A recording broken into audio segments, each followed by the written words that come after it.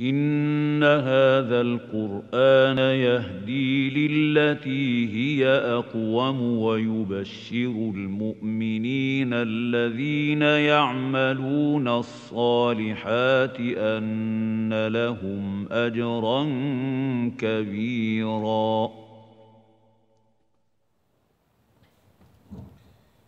بسم الله الرحمن الرحيم. الحمد لله رب العالمين، والصلاة والسلام على رسول الله وعلى آله وأصحابه أجمعين. أما بعد، قال الإمام البخاري رحمه الله تعالى: باب الترغيب في النكاح، لقول الله تعالى: فانكحوا ما طاب لكم من النساء، الآية. حدثنا سعيد بن أبي مريم قال أخبرنا محمد بن جعفر قال أخبرنا حميد بن أبي حميد الطويل أنه سمع أنس بن مالك رضي الله عنه يقول: جاء 3 رهط إلى بيوت أزواج النبي صلى الله عليه وسلم يسألون عن عبادة النبي صلى الله عليه وسلم، فلما أخبروا كأنهم تقلوها وقالوا: وأين نحن من النبي صلى الله عليه وسلم قد غفر الله له ما تقدم من ذنبه وما تأخر.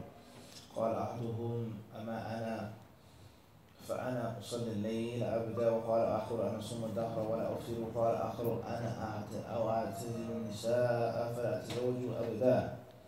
فجاء رسول الله صلى الله عليه وسلم فقال: أنتم الذين قلتم كذا وكذا، أما والله إني لأخشاكم لله وأتقاكم له، لكني أصوم وأفطر وأصلي وأرقد وأتزوج النساء، فمن رغب عن سنتي فليس مني. حدثنا علي أنه سمع حسان بن إبراهيم عن يونس بن يزيد عن الزهري قال: أخبرني عروة أنه سأل عائشة عن قوله تعالى: وإن خفتم ألا تقسطوا في اليتامى فانكحوا ما طاب لكم من النساء مثنى وثلاث ورباع، وإن خفتم ألا تعدلوا فواحدة أو ما ملكت أيمانكم ذلك أدنى ألا تعولوا. قالت: يا ابن أختي، اليتيمة تكون في حجر وليها فيرغب في مالها وجمالها، يريد أن يتزوجها بأدنى من سنة صداقها، ونهوا أن ينكحوهن إلا أن يقسطوا لهن فيكملوا الصداق، وأمروا بنكاح من سواهن من النساء.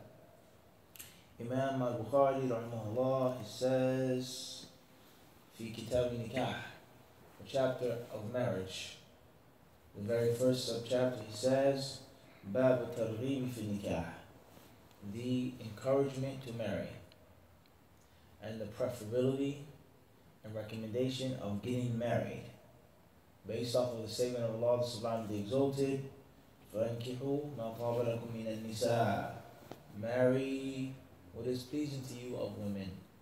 Marry the women who are pleasing to you, who are fine and pleasing.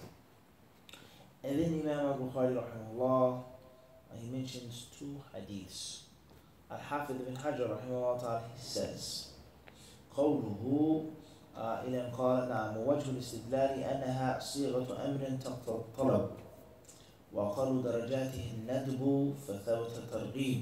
وقال القرطبي: لا دلالة فيه، لأن الآية سيقت لبوان ما يجوز الجمع بينه من أعداد النساء، ويحتمل أن يكون البخاري انتزع ذلك من أمر بنكاح الطيب مع ورود النهي عن ترك الطيب ونسبة فاعله إلى الاعتداء في قوله تعالى: لا تحرموا طيبات ما أحل الله لكم ولا تعتدوا.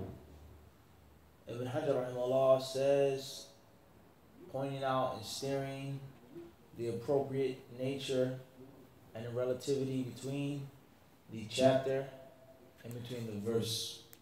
Imam al-Bukhari, he says, at-targhib fi nikah, the recommendation and preferability of marrying. And then he mentions what Allah Azza wa Jalla says in the Quran: fankihu. Allah says, marry women that are pleasing to you. Everybody clear this? He says here, the connection and the relation is what? And is that Allah commanded men to marry pleasing women, and the least that we can take from that command is that it's recommended. It could be obligatory, but at least it's what? Recommended. Everybody understands? At least what? Recommended. So Allah is saying, marry women that are fine and pleasing to you. If that's not obligatory, then at least it's recommended. So that clearly proves that there's targheeb. There's what?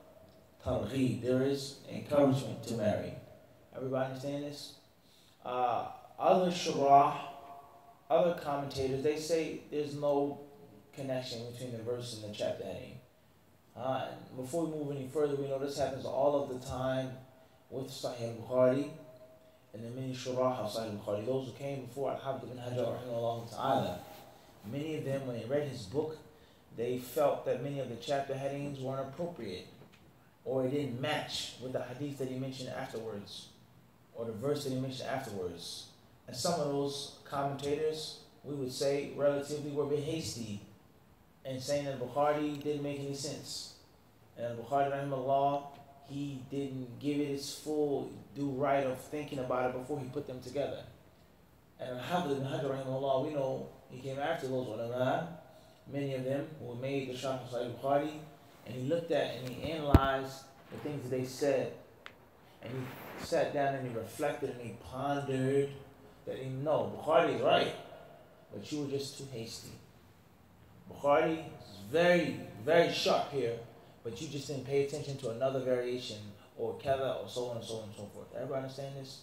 It's a very important concept, as we saw all the time about reading Sahih Bukhari and getting the full juice from Sahih Bukhari.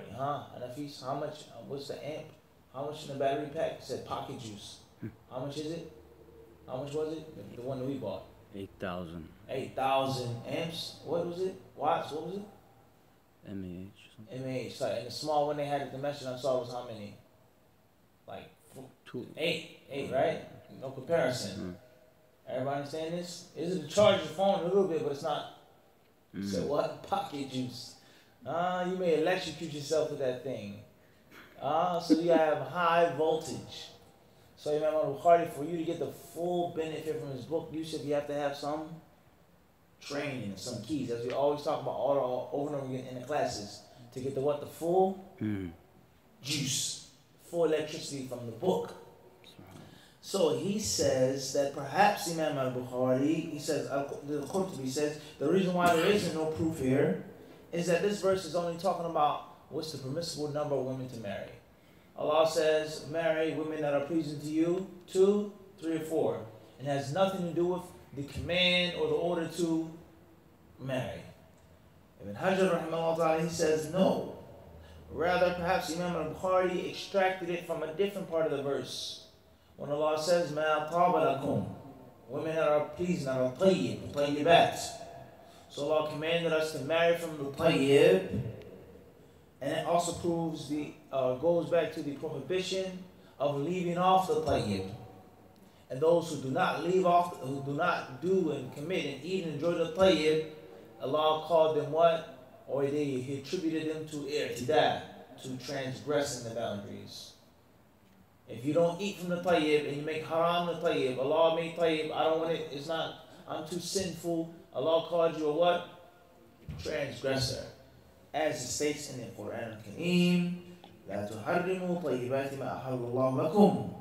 Allah says, do not make unlawful the tayyib things Allah has made lawful for you. Don't do that. وَلَا تَعْتَدُوا. And don't what? Don't go beyond the boundaries.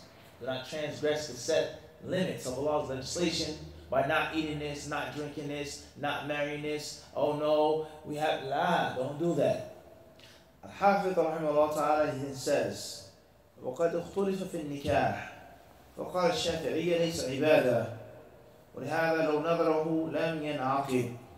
قال الحنفية هو عبادة والتحقيق أن الصورة التي يستحب فيها النكاح كما سيأتي بيانه تستلزم أن يكون حينئذ عبادة فمن نفى نظر إليه في حد ذاته ومن أثبت نظر إلى الصورة المخصوصة. ثم ذكر المصنف في الباب حديثين، الأول حديث أنس وهو من المتفق عليه لكن من طريقين إلى أنس.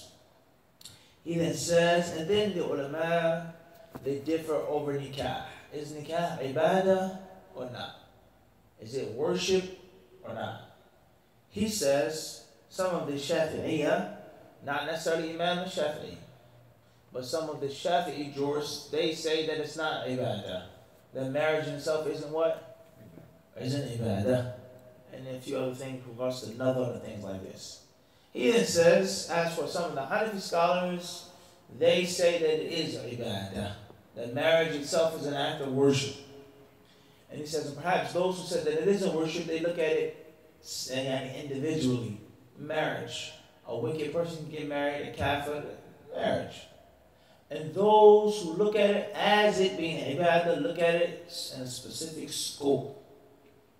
Protecting yourself from vice, your gaze, your desires, righteous Muslim children running around the masjid.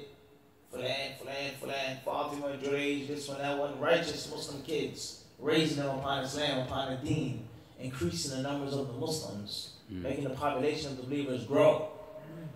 Let alone sadaqah, ta'aleem, tarbiyah, and all the things that come along with children in Islam. People making dua for you, ulama, fuqaha, umara, mujahideen, muhsineen, munfiqeen, all of the things that come from people having what? Muslim children. So they say that from that aspect, or from that perspective, then it is actually what? Ibadah. It's what?